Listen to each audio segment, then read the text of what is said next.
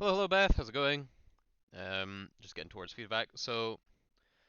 Hit being fine is totally, good, but also like it kind of reflects my kind of previous explanation of like it's a dynamic, like it's an ever-changing kind of issue, and it's more to do with like the constantly changing like load and capacity to do stuff, and just kind of playing it by ear and seeing how it feels on the day. Like we warm up anyway, so like I've used this analogy in person, so I don't know if it translates quite as well, but like typically when you pour yourself a cup of coffee or tea out of the kettle, you will number one not immediately drink it unless you're an absolute mentalist, because it's quite literally boiling water and you're gonna burn yourself.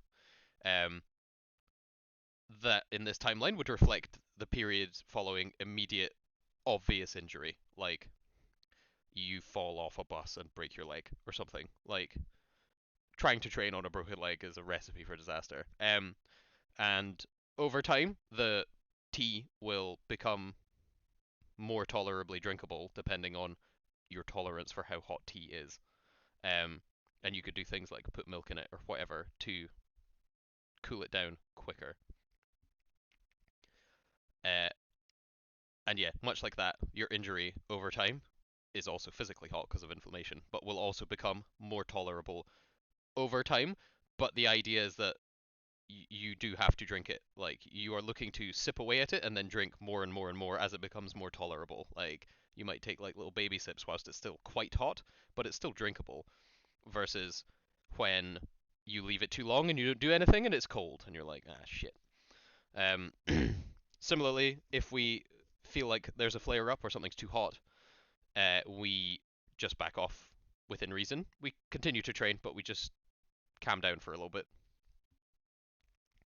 until it becomes tolerable.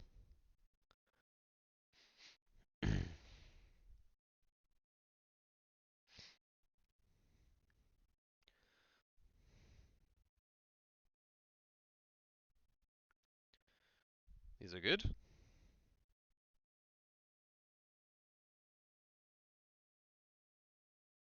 So our tension on deadlifts is really good, is what I'm kind of learning. One thing we've just got to be careful on with all deadlifts, regardless of bumpers, is when we put them down, is it has a very even tendency, depending on the floor, to roll, and especially when we're going down, we can nudge it even more. But if that thing rolls even just a little bit too far in front of you, it's going to change the mechanics dramatically to the point where it feels like RPE, I'm fucked. Whereas when we get it in the right space, which is not snug up against your shins, it's like probably a little bit off from that. Something I like to do with conventional pulling is instead of trying to like eyeball where my feet are, like under the bar, is this the right way around? Like eyeball where my feet are, like under the bar, I just give myself a little kind of ankle bend and like feel where the bar touches my shins, like how much of a bend I have to like knock the bar with my shins, and I just kind of learn how far away that is, like for me specifically, and use that as a gauge. Both work.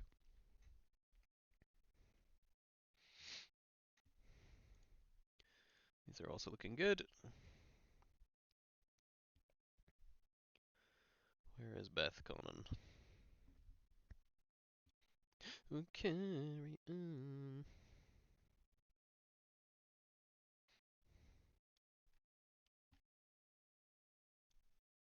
Dee dee dee dee.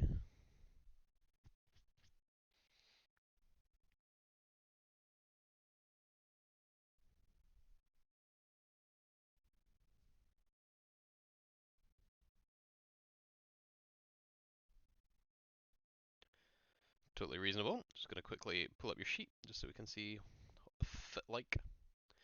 Um, I didn't really ask this, or I can't remember asking this when we were doing our onboarding. Have you ever actually tried sumo deadlifting, or was it just like a hard no? What the fuck are we tracking? Work sets as well. Okay.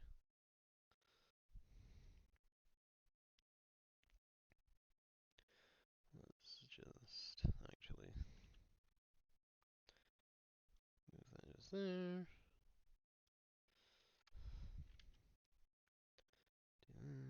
Do sorry, do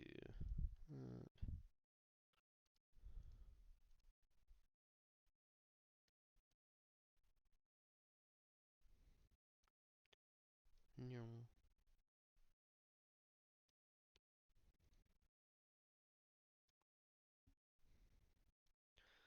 So yeah, we're moving on to our kind of 4 week thing, which is dope. Finding out things that work.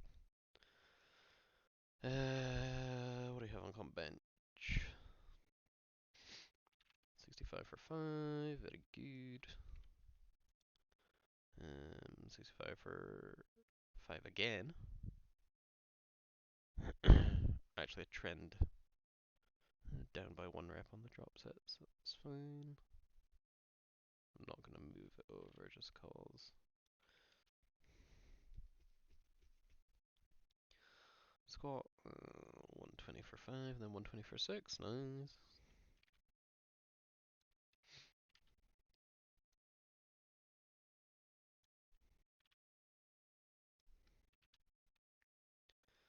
And deadlifts, 130 for 6 and 130 for 6, sick.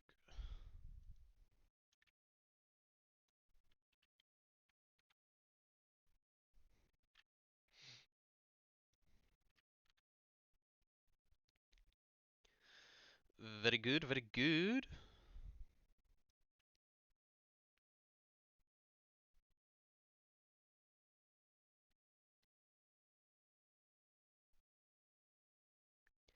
And again, these numbers are not like actual factual pterodactyl, like they aren't, they have been written, therefore they shall be done. It's just more of a general indication, and it's something that's reasonable to track and see if they go up over time.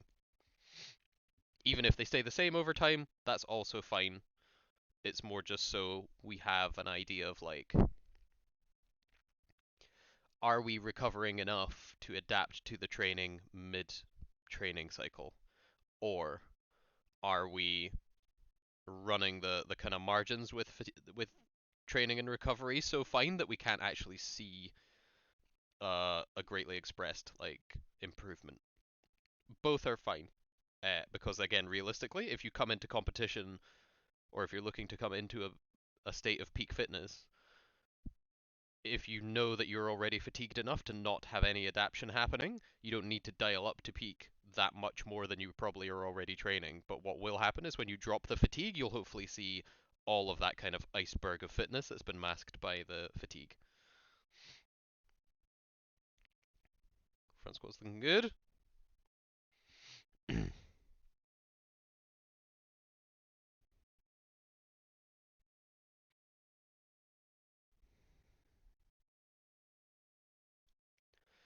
Very nice, very easy. Technique is very good.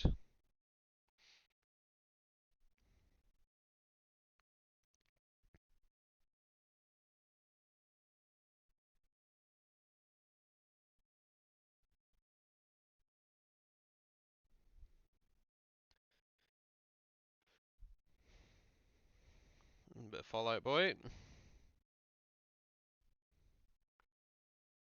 So as much as I might not be able to see the elbows, I can see the bar path, which is all I actually want to see. Because I know if the bar path is skewed, it's always going to be elbows.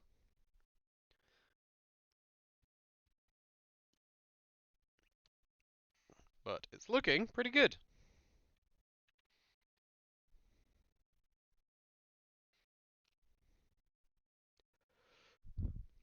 So for example, apologies, on this rep, we tuck down, it bumps straight up, and then starts to go back, versus this one where we go down, and then almost repeat the same, like,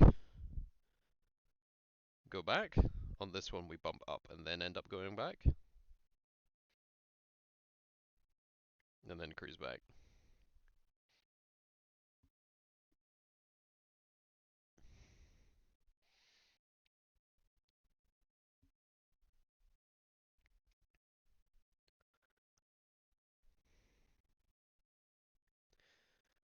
And on this one where we start to get struggle bussy,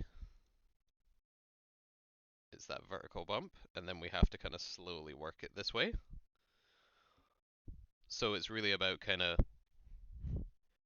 remembering that technique where we push off, but we're also immediately bringing it back up on that kind of diagonal. We don't want the straight vertical bar path because we're going to run out of arm, which is what causes the sticking point. Like, because your arm's effectively trying to like, hold on, is there any way I can relatively show this decently? Like your arm is essentially like trying to push up,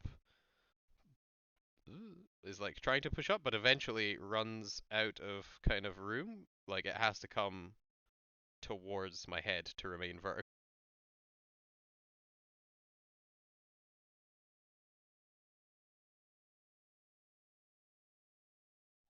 Nice. Headset ran out. Didn't run out. It just turned itself off. But yeah. So we don't like a tiny little vertical bump is fine. We mostly want it when we're tucking. We mostly want it untucking, coming back up towards face. Otherwise, we're going to run out of leverage, and it's going to be exponentially harder to finish the press. Is what I'm getting at. Hopefully that will make sense. If it doesn't, please ask questions. Also, please let me know if anything is problematic. Questions, comments, queries, usual stuff. And yeah, we will continue to just keep an eye on the hip as we have been doing and just monitor it. And if we need to change some stuff, that'll be it.